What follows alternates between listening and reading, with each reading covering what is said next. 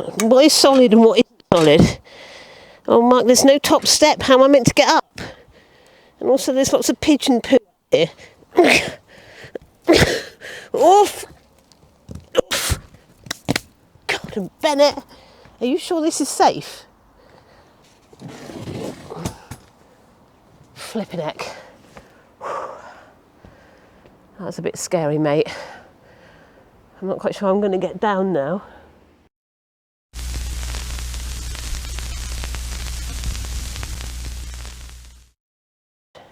Hello, welcome to Podpad Studios. So we are sitting on the roof.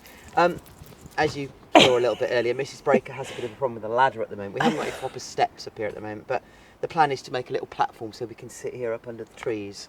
So cool. Which is lovely. Plus, you guys can't see, but we've actually got a really nice view behind the camera. It's actually quite nice. But yeah, anyway, so what we've got to talk about today, Swindon Comic Con. What a weekend. Yeah, yeah, it was a bit of a run-up, wasn't it? Because obviously, as you know, we're involved with the show, with sponsoring the show this year. And to be honest, there were times when it was hard work. It's busy. Busy, very, really very busy. But I mean, the show itself, when I say hard work, I don't mean the show itself. I mean just sort of all the things that go with taking on that role. Yeah. And it was quite good fun. We've learnt a massive amount from doing it. Because we started working on it in January, February. Yeah. And obviously we've known the guys at Stars of Time for a very long time, so that really helped. The people at Steam Museum were awesome guys, really supportive. Yeah. The atmosphere was brilliant. Everyone commented on how friendly. It's a great show. It was a really, brilliant fun. Really good show. It's kind of put Swindon Comic Con now, I think, on the map. Yeah, let's hope for next year. And hopefully there'll be more now to follow. So that'll be good. And we met some brilliant people. It's really nice to be local because normally we're driving to Truro or Kent or Birmingham and we don't do much in Swindon. So we're hoping to do a few more local events in Swindon. We are going to be at the Fun Day that Olive Tree are running in August, so you'll be able to see us there, guys. So can't wait that. Where's that? Just on Seven Fields in Swindon. It's an open Fun Day. Yeah, Batmobile. Batmobile there, so that'll be really cool. And we're doing some other local stuff which we'll put on the socials. We're just in discussions at the moment, so that'll be cool too. I think really for me, the quality of the cosplay at this event was awesome. Yeah. So we're going to show you a little bit of what happened. I was really, really lucky to be able to give out the prizes for the cosplay competition, working with Somerset cosplayers, and they were brilliant. Well, we kind of added to it a little bit, and then we built a trophy. Yeah. For the first prize for the prize winners, which was really nice. Obviously, it's nice to have a cash prize or to have something, but then to have a trophy kind of there with like a one-off trophy. You know, it's great, isn't it? It's like standing on the platform. Thingy Bob the rostrum at the Formula One. It's like, I'm number one. It's slightly different scale, but it was really good. No, but the quality was just incredible. Yeah. It was just so good. And a lot of it was really homemade. So it's all about the ideas. Some of the costumes were mashups. There was unusual take on things, and it was just really, really cool. And also, it was just really nice to see a load of local people come and learn a bit more about the Comic-Con scene and experience how friendly it is.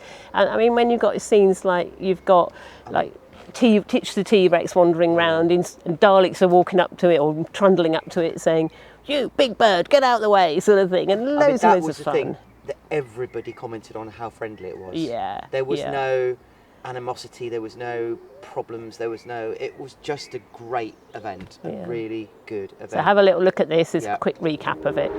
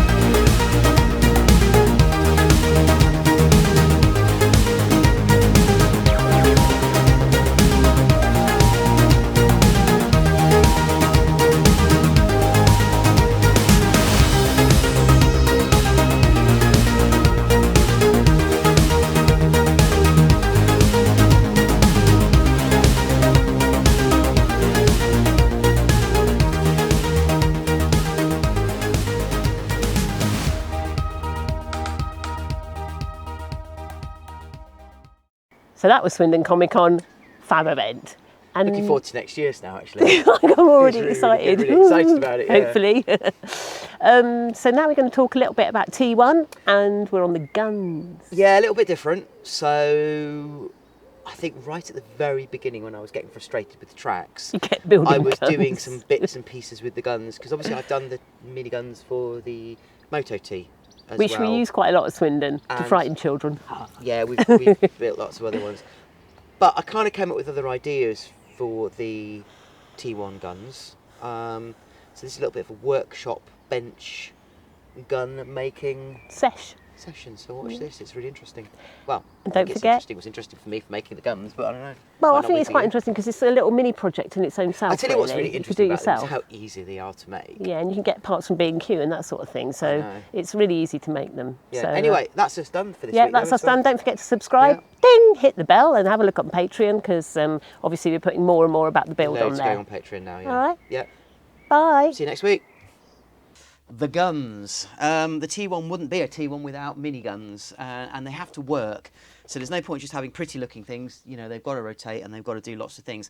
I did originally think about getting to squirt water, but I've actually changed my mind on that. I've got a different system in mind for the squirting of the water. You've probably seen this in the background in a lot of shots, especially when we're doing the bench shots. This was a prototype that I built just to give myself an idea. Did I want to go with 5 barrels? Did I want to go with 6 barrels? What kind of size did I want to use? What kind of weight was I getting from this? This is just light plastic tubing. I went with 6 barrels in the end, and I went with a lighter weight design. So this actually weighs half what that weighs. The end pieces, these pieces here, which you can see, they're made with a thin plastic. It's a 5mm Foamex style plastic thing used for sign writing boards, and obviously I can just then cut them all out on the laser cutter, and they can then be slot onto the plastic tubes to give me the rotating barrel affair on the Gatling gun. You can see on the end here there's been a bolt sort of fixed and glued into that, so this whole mechanism can now spin.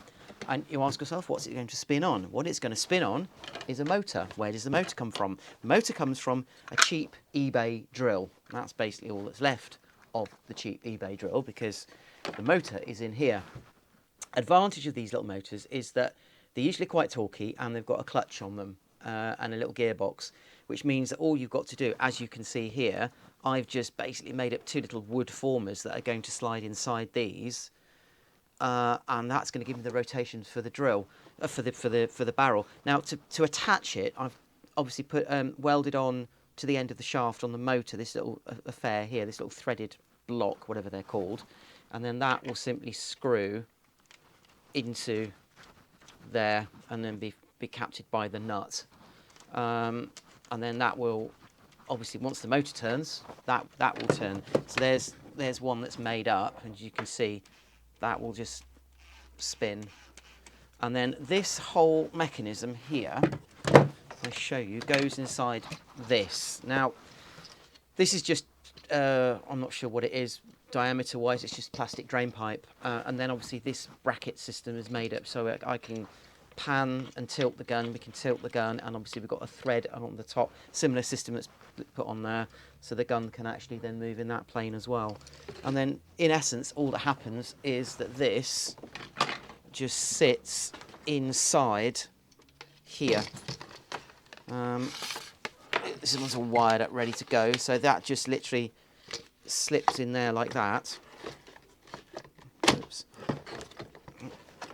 Need a bigger workbench. And you can see there. Now, here's a little tip.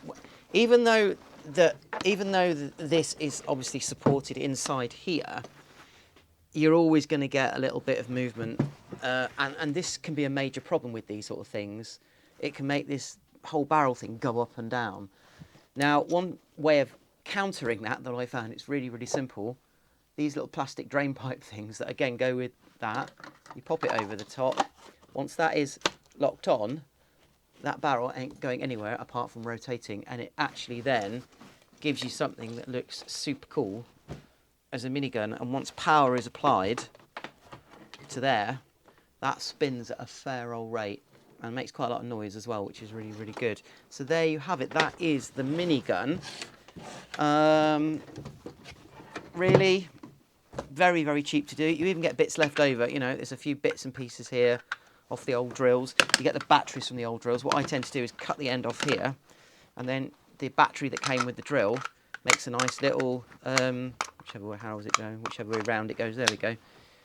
Slots in, and we can use that to power something at a later stage, because these are nice little, what, 2 amp 12 volt batteries. So there you have it, a very simple minigun for a T1. Right, we've got to get down off the roof now. I'm too scared to get there. You're going to leave it running? Just leave it running for a minute.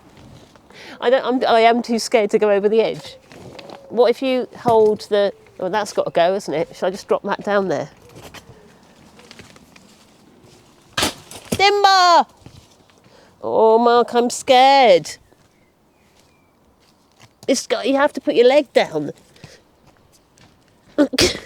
You Don't can't. hold on to the things that move. Put that knee on the ground. But there's lots of bird poo. There isn't. The bird poo's over there. Not as athletic as you used to be, are you, Mrs. Breaker? God. It'd be better once we've actually got... There's no bird poo in There's there. bird poo everywhere. It's There's no disgusting. Now, don't fall over the chair you've just thrown on the ground either. Do you want to give me the other chair? No, get down first. That's asking for trouble. Flip. That'll be multitasking. That's something you've never been able to do. There we go. Thank you. Right. Anyway, so that's it from Podpad Studios. Bye.